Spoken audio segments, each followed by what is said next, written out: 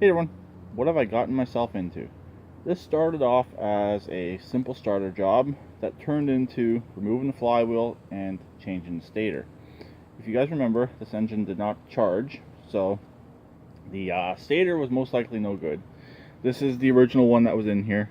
It's either the stator or it's the voltage rectifier, but I'm hopefully putting this stator right here in.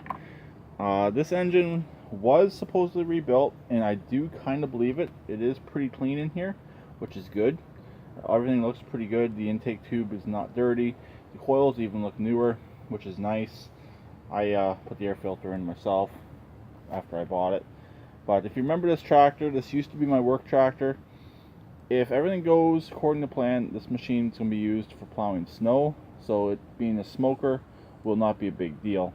So that's my idea with it, because it's already set up for lights. It's got the plow light on the front, the LED, big LED bar.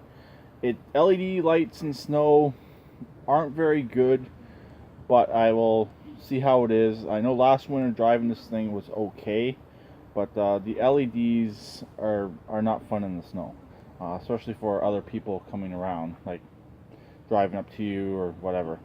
But this does have the stock headlights still, so I can go back and forth. But anyways, I started off doing the starter because the starter gear was stripped out, and I ended up rebuilding an existing starter that I had. This is actually parts from two different starters. It's the internal gear from the Mouse Craftsman starter.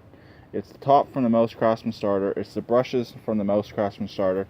But the armature was no good on this. I took it apart, and all the armature was all cracked. So I had this outer housing right here from the original starter that came off the Craftsman Racer. So I put a higher torque starter on that. The housings were the same, the top was different, and the actual Bendix gear was different. So I gutted that starter, I kept the center half, and I converted two starters into one. I tried to get the roll pin out of the existing starter, no avail. It would not budge. I could get it so far, but it just would not tap through. So the motor part's still good on there, but you gotta be able to get the Bendix off to replace the Bendix. So I'm not going with that starter as of right now. Also, these starters here are so much easier to work on. You got your little pin on the top, you pop on with a small socket, and you're pretty much good to go. So personally right now what I'm trying to do is get this machine running so it can get moved and I don't have to push it. So that's what I'm working on. I don't mind having to jump it, but I'd like to be able to jump it, have it run on its own with the charging system. So that's another reason why I'm doing the charging system. So that's where I'm at right now on this machine here. Hopefully it will start up and run. It was having an issue where it would run for 30 seconds or so and then die, but hopefully I can fix that issue as well.